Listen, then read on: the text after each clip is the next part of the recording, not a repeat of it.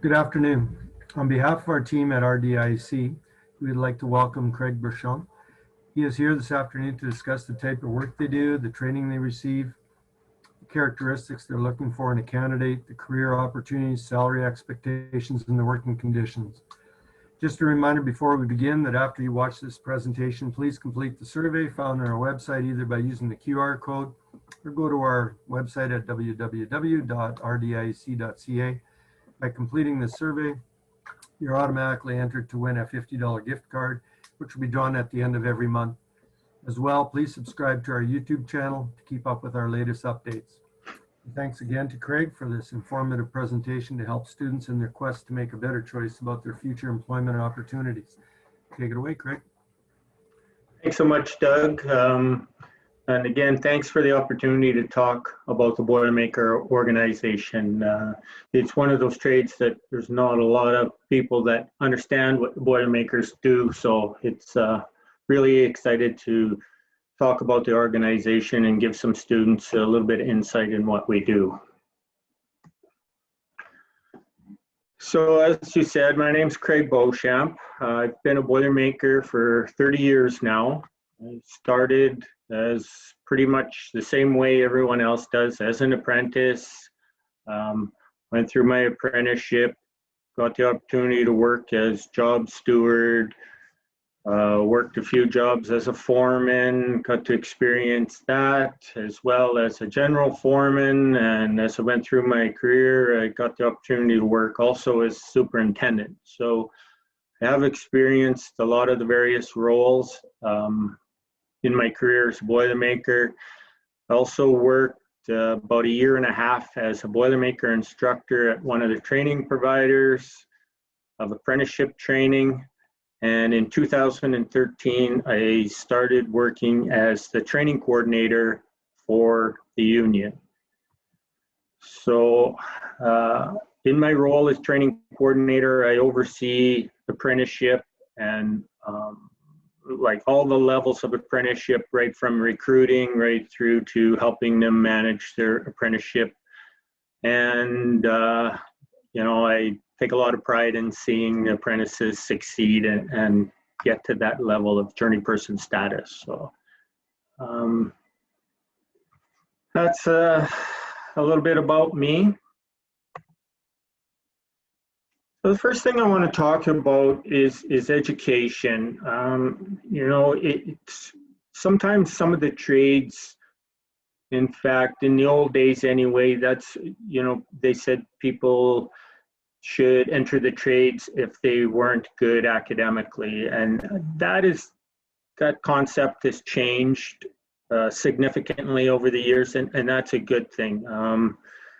So when we look for people now, we look for people that have had grade 12 education. And, you know, as I said, I was a Boilermaker for 30 years, and some of those academic skills will really go a long way in helping an apprentice succeed through his apprenticeship and even into the level of journey person. There's a lot of mathematics that are required to be a tradesperson, construction Boilermaker. There's lots of calculations to do. You know, as I go through the presentation, you'll talk about rigging. Boilermakers do a lot of rigging, and there's all sorts of calculations to determine capacities of some of the rigging equipment. It's also lots of formulas when you start talking about laying out steel and cutting shapes and you know, doing different fitting requirements with steel. So having that level of education really will go a long way in making you know, an apprentice turn into a highly skilled tradesperson. So that's what we prefer. Of course, there's apprenticeship requirements as far as SASC apprenticeship is concerned too, but again, the organization really likes to see that grade 12 education. When we talk about Boilermakers, I'm going to talk about the organization as a whole, because really we indenture two types of apprentices. Boilermaker is a red seal trade, designated trade in the province of Saskatchewan, as well as welder. And we indenture people into either one of those trades. So there are, a couple different opportunities or pathways into the organization. When we look at prerequisites, there are none for Boilermaker aside from the educational requirement that I spoke about. However, when we're looking at applicants, we look for people that like to build things with their hands, they're accustomed to working with the basic hand tools, and just take pride in building something. And that's really the personalities that we're trying to identify when we do our hiring for Boilermaker. When we do our hiring for welder, there is a prerequisite with that trade. And once people are around welding, they understand the terms a little better. And what we're looking for here is we want somebody that has an all-position CWB qualification with stick welding. That's a prerequisite to be indentured as a welding apprentice with the Boilermakers. And what we're seeing is a lot of the applicants for the welder trade have taken pre-employment at SIAST. And it's a good opportunity for people that want to be a welder. They take the 34-week program at SIAST. This gets them their accreditation for level 1 welder. So therefore that reduces that apprenticeship term now down to 2 more levels to obtain journeyperson status. So, that gets them 1/3 of the way there. Also, we're seeing a lot of those applicants will then have the welding requirement in the all-position CWB that I just spoke about. So again, that's where a lot of our applicants for welding apprenticeships are coming from. The apprenticeships for either trade are 3 years in duration, and the apprenticeships consist of 3 8-week blocks of training. And note here for Boilermaker, there is no technical training in the province of Saskatchewan. So there's an agreement in place between Manitoba and Saskatchewan that the Saskatchewan Boilermaker apprentices will attend technical training at Red River College in Winnipeg, sorry. So,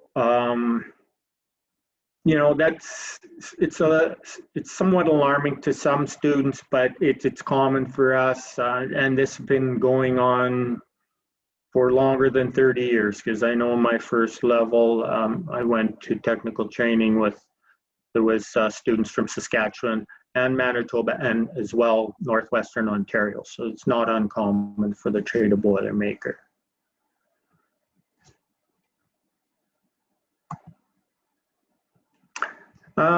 As far as duties are concerned, again, I talked about how Boilermaker is one of those unknown trades. And, I've been a Boilermaker for 30 years. I'm not sure my family understands what I do on a day-to-day basis either, but I'll try and fill you in as much as I can.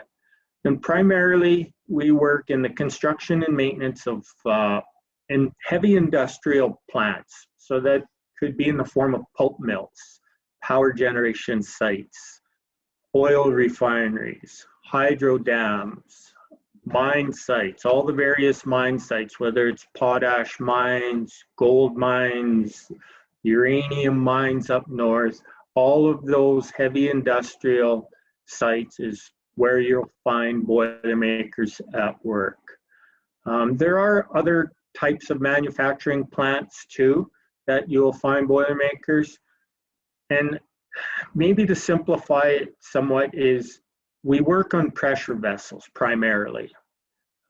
We also build storage tanks. So when you drive around the co-op refinery there in Regina, you see those large storage tanks painted white, and they're used to store, the various products that are manufactured at the plant or refined at the plant. We build those storage tanks as well. And some of the other manufacturing plants we work in will say like smaller scaled canola crushing. There's sometimes pressure vessels or storage tanks of certain sizes in those as well. So it's a broad array or broad scope of equipment that we work in. And I really think that's one of the things that attracts people to the organization and to the trade is you're not stuck at one particular work environment or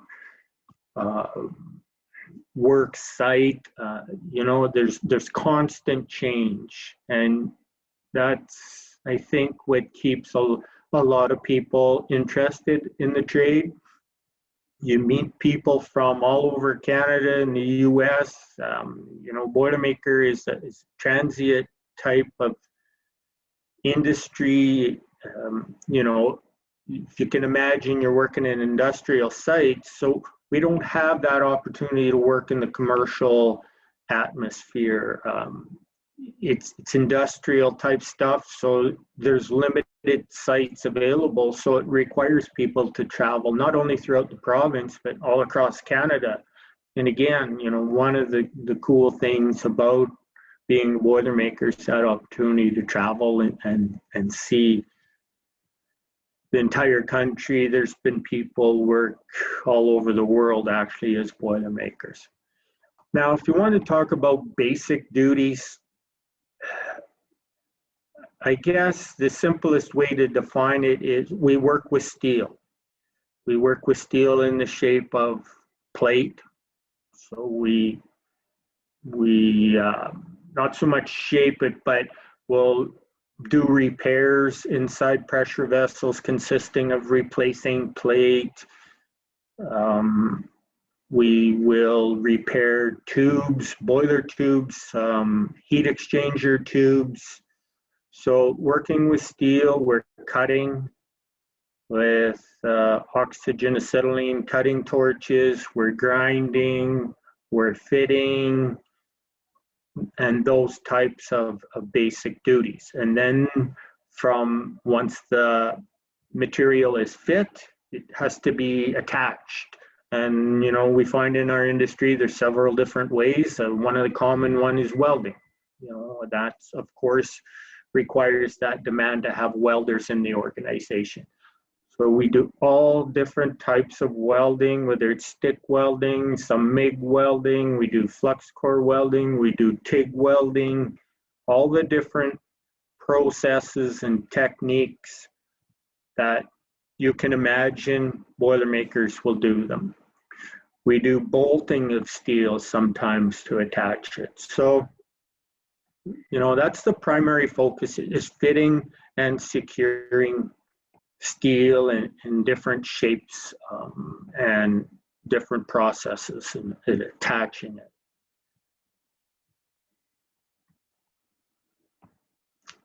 So as I said, we work in confined spaces or these pressure vessels, which is a confined space. So any students that are interested in being a Boilermaker or Boilermaker welder will have to be comfortable working in these types of spaces, confined spaces. Of course, there's training required. There's all sorts of safety measures in place. And, after doing it for 30 years, it's not something they feel is dangerous. You need to respect it, of course. But again, there's all sorts of training and safety requirements in place to make it feel comfortable and just to allow you to complete your tasks. So we work in the confined spaces. We also do a lot of work at height. A lot of these vessels are tall in nature, so we have to be able to be comfortable working at heights. Again, training's required there. And becoming comfortable with the work atmosphere. I talked about making attaching or securing steel. In this particular slide that you see, this is an example of one of those cases. So this is inside a pressure vessel. It's called a mud drum actually, and those holes that you see at the top of it, that is a tube that is sticking through the wall of the vessel, and it's then expanded with a piece of equipment to make a pressure tight seal joint. And that's one of the specialized tasks or duties that Boilermakers must be trained at, and it takes a lot of experience, to become proficient at it. And it's something I think a lot of the Boilermakers take pride in, is be able to expand a tube and not have it leak. Again, this guy's cutting and grinding inside this pressure vessel. You can see the basic hand tools there as well. Just one example of one of the types of work we do. We use a lot of cranes to hoist large pieces of equipment into position. Boilermakers are required to learn a lot about rigging. I did an audit just recently. In the 3-year term of apprenticeship, there's over 100 hours of theory in rigging alone. So, we get a lot of training on how to use the rigging equipment and work with large cranes. And that's something that a lot of guys gravitate to. They like that particular type of work. I think back 7, 8, 9 years ago when there was a lot of work in Fort McMurray, lots of large pressure vessels being put into place, and they had some of the largest cranes in the world there at that particular time. So again, just another one of those pieces of equipment that Boilermakers use and get comfortable using. We do a lot of rigging inside of buildings as well. So again, another specific skill set that a Boilermaker can develop by using, we call them air tuggers. So it's basically an air winch and run through blocks to change direction and to be able to have equipment mounted in one location and run the lines, through different work areas and around obstructions to lift up a piece of equipment in another area. And again, it's some specialized training required there for people to become really proficient at the rigging.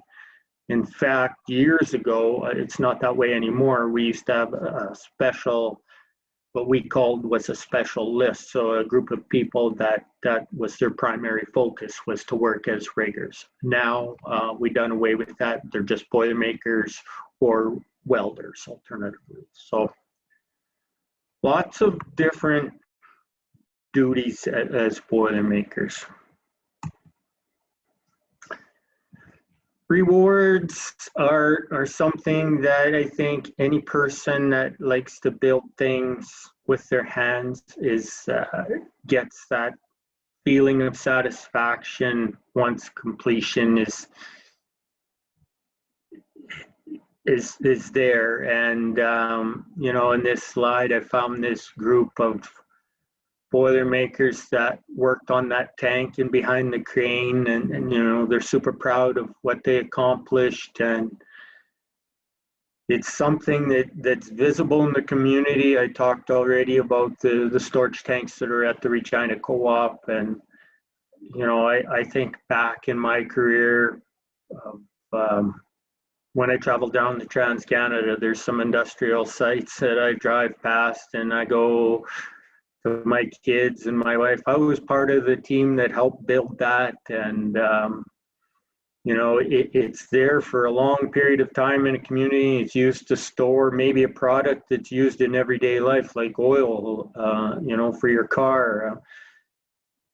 Most of the Boilermakers in Saskatchewan, Manitoba, and Local 555 jurisdiction have worked in Estevan or Coronach at some point, and the work there involves working on the power boilers that are used to manufacture steam, which turns a turbine that makes electricity. So, that's something that Boilermakers do, is they're involved in keeping those boilers running to produce electricity, that every time you throw the switch, you can think, oh yeah, that's a result of my hard work down in southern Saskatchewan to help maintain those facilities. So that to me is the satisfying, rewarding part of being a Boilermaker, is building that infrastructure that's it's going to exist for quite some time and is very visible in the communities we live.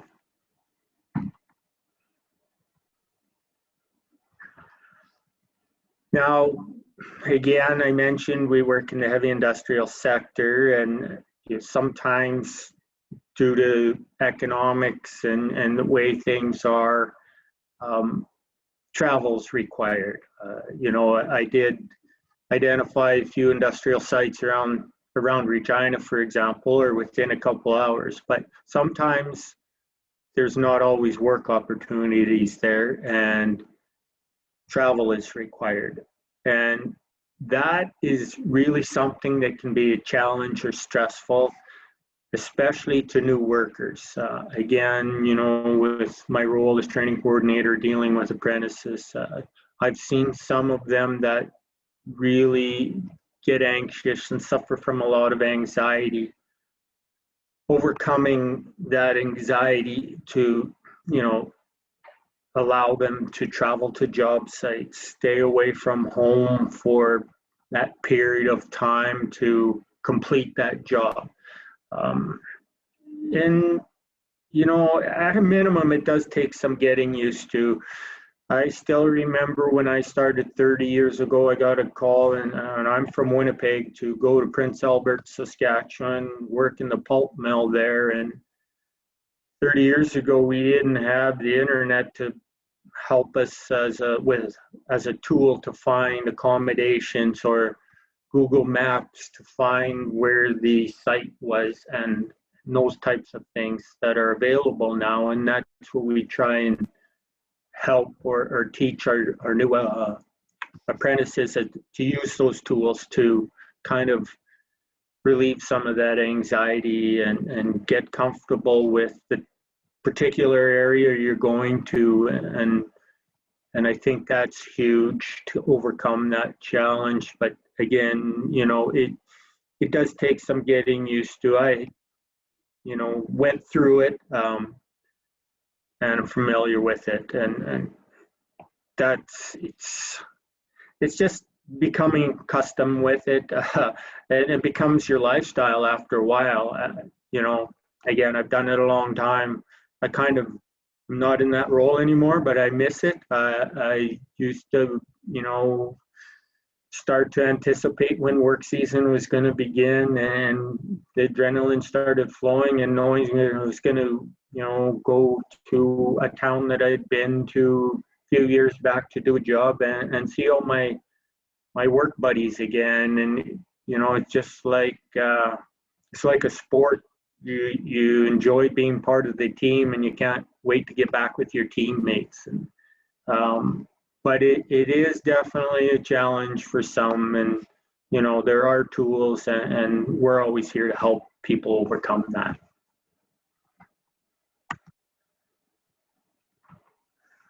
So when we talk about salary with the Boilermakers, I just want to clarify that the union or the organization is not the direct employer. So once our workers or employees or members, however you want to describe them, get sent out to the job, they become an employee for a particular contractor. So Boilermakers are paid by the hours worked. There's a collective agreement in place that the union negotiates with the Contractors Association of Canada. Right now, the rate of pay for a journey person in Saskatchewan is $46.01. So that's how much you make an hour. Obviously, there's all kinds of stipulations in place in that collective agreement that identifies overtime and how overtime is paid and so on. So the yearly income can vary and will vary from year to year. You know, it's going to be based on how much work is available. Apprentices are required to accept every job site or every job opportunity that comes their way. But the contractor determines how many people are required. There is a ratio for the apprentices, so we ensure that that's followed. So again, that income level is going to fluctuate based on the amount of work opportunities. And I like to think, and I like to describe it, once an apprentice becomes a journey person, there is a lot of luxury and flexibility that comes along with that. So, for example, a journey person doesn't have to accept every job site. There's a lot more opportunity to travel across the country. So basically, a journey person can therefore almost work to the salary level that they want to uphold for themselves. And I've seen that in my career, and I continue to see that. There's different people are different and always have and always will be. And there's certain people that may want to maximize their salary for certain years and at certain situations. And there are other people that are happy with a lesser salary and maybe spend more time at home. And that's one of the unique things about being a Boilermaker. And again, one of the things that attracted me to this organization and to the trade. I thought, how cool is that? I can turn down a job, there's no penalty, but in the same hand, I also have to work when the work's available to work enough hours to get to a level of salary that I kind of laid out for myself or structured for myself. And again, as I mentioned, I've seen this. I know firsthand that several years ago, 8-9 years ago, when pretty much the Boilermaker across Canada was booming for us, as a result of Fort McMurray, some of those guys would stay away from home most of the year, but could make $200,000 a year, for example. And you talk to other people that were happy staying home and maybe only working 6, 7, 8 months and making, less of a salary with, whatever number that may be, 80,000 or 60,000, it varies again, depending on overtime and things like that. So the rate of pay is based on hours as identified in a collective agreement. Health benefits are also available. There is a Boilermaker benefit committee that manages our benefits, things like dental, prescription drugs, all the various medical coverages, whether it be a chiropractor and so on, are all available. Vision care, it's all available in our package. It's something that as an employee, you don't see a deduction on your paycheck for that. It's, again, laid out in the collective agreement with the Contractors Association, where they are paying for that coverage for us. Again, it's paid by the hour by them. And, from the people I talk to, my dentist and my optometrist, the coverage we have is second to none. Quite often I'll get the, wow, do you guys ever have good coverage? And, so that's something that we're quite proud of. Our forefathers worked hard to get that in place for us, and it's a great benefit and something to keep in mind. Pension plan, again, is part of our package. Also, the Boilermakers have their own pension fund. So our committee, again, this is a national committee that oversees the Boilermaker pension plan. And this also is paid 100% by the employer on an hourly contribution rate, again, laid out in the union agreement or collective agreement.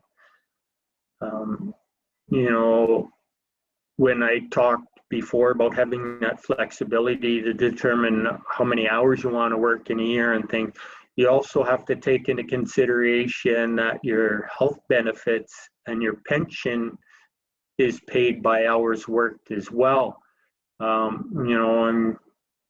Like I said, I've been around for 30 years, so I'm starting to look at what my pension might be. When I was in my 20s and 30s, maybe not so much, but now I'm starting to pay a little more attention to it.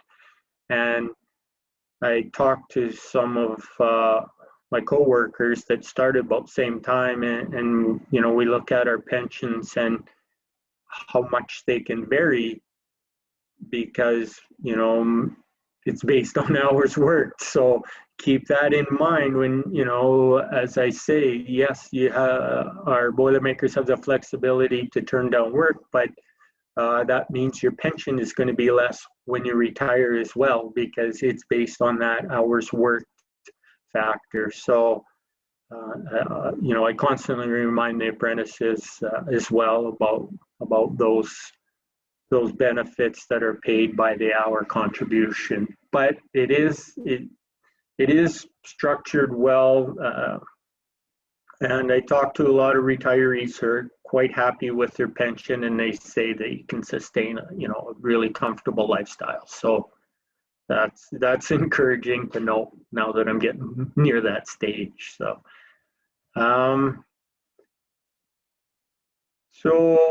again, we're a construction-based environment. We don't work 9 to 5, home every night. We go away to work, and then we're laid off in between job assignments. So our holiday pay is structured to be included on each paycheck.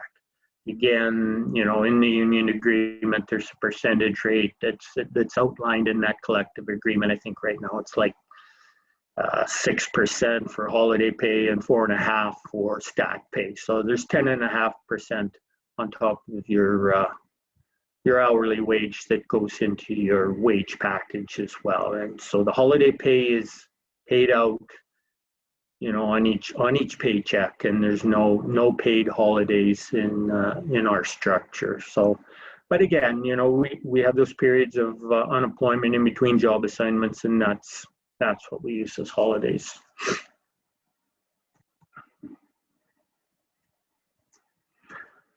So just to talk a little bit about the organization again, if you want to simplify it, basically we're a labor provider. Boilermakers is a construction trade union. So we're the union, and we provide the union contractors with employees or labor. So once they acquire a contract, they are obligated to contact us, and we will send them the workers that they're required based on, their specifics, whether they want so many Boilermakers, so many welders, and so many apprentices. We have a system in place at our office that we dispatch those workers out to the contractors. So it's very, very common to work for several contractors or employers, throughout a year. Like at the end of the year, I would get 7, 8, 9, 10, sometimes T4 slips from the various employers that I had throughout the previous year. So the union is not the direct employer. The union negotiates on your behalf, and the union is there to represent you and, to make sure that all the outlines of the collective agreement are followed. That's what the union does for the union members. This slide here is our office in Regina and Solomon Drive. It's something we're quite proud of. It's been open 7-8 years now. We built this from the ground up. It has a training center in the back, housing welding booths, for example. So the facility was specifically designed with training in mind. Those welding booths are there for our welders, apprentices to learn new welding processes, polish their skills, and just, maintain that high level of tradesmanship that we're quite proud of as Boilermakers. We also have classrooms in the office in the training center that we deliver some of the safety training. We have some other member development courses. Even though a person has completed apprenticeship and is now a journey person, there's a lot of learning that they can continue to do, and we hold courses continually to facilitate that. We have shop steward training, we have foreman training, we go right on to project management training. Again, all done at the Union Hall, and all there to develop the skill set of the Boilermakers.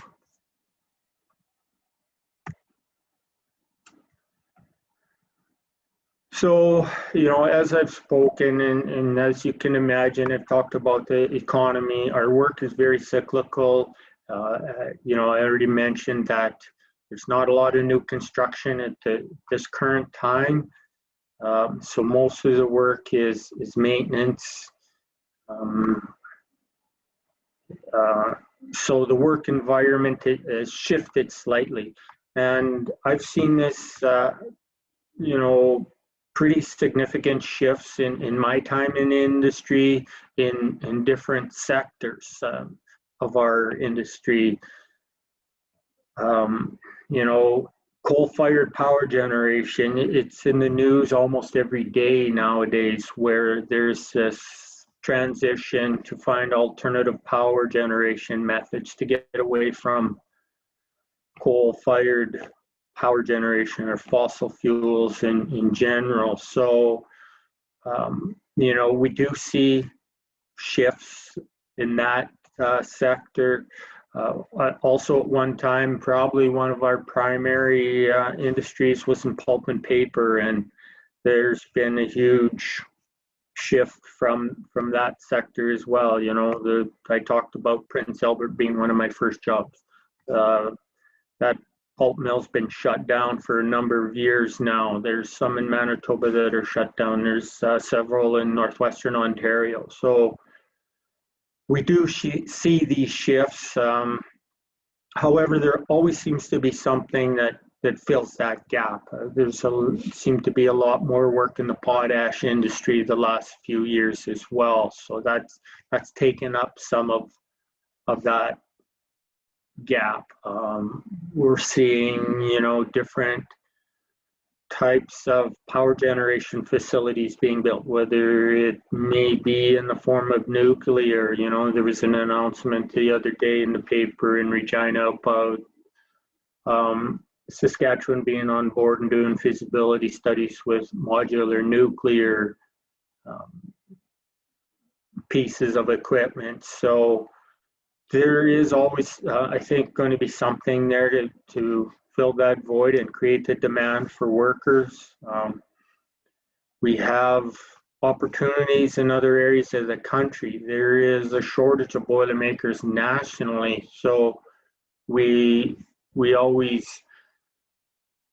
tell our members, and as members, we understand that we are a transient workforce and we work in the heavy industrial sector and we need to travel. So if I have to travel to Alberta or Ontario, there's a huge shortage of people right now in the big nuclear facilities in Pickering and Darlington that are being refurbished. There's thousands of people there, and from all over Canada, they're talking about bringing them in from out of country. So there's always work opportunities. You may just have to travel a little further for them. And, you know, that's something that Boilermakers get accustomed to do. You know, there's also, like a lot of trades, that level of retirement that's creating openings. And not just at the field level, but at supervisory roles. There's a shortage of project managers and the advanced levels of supervisors right now. The contractors are always searching for people to fill these voids as well. So there's great opportunities for advancement for a Boilermaker in his career. You know, once you learn how to become a good skilled tradesperson, and a contractor takes notice of these people that want to excel and continue to learn, and they will, you know, groom them to and train them to accept the roles that are required for these supervisory project management roles. So there's a lot of demand in for advancement as well. So that's really important for our members. Our members are quite excited to see that as well.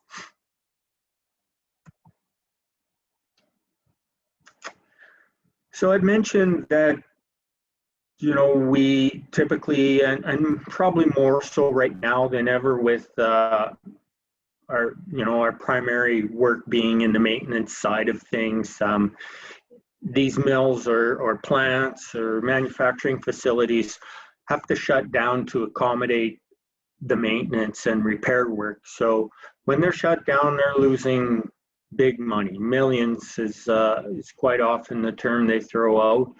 And so that drives the requirement for us when we're in these facilities to work long hours.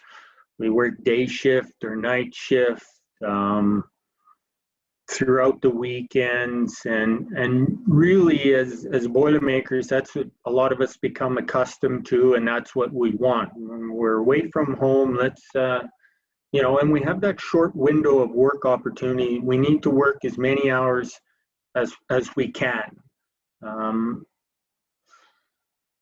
that can be, you know, a juggling act on its own. So we're required to go away from home, leave our family away at home, and stay at that particular job site until the project's completed. And you know, so balancing the work and home life is crucial for success as a Boilermaker. And you know, there's opportunity for that. There really is. And again, I've, you know, mentioned a few things that attracted me to the organization. This is one of them.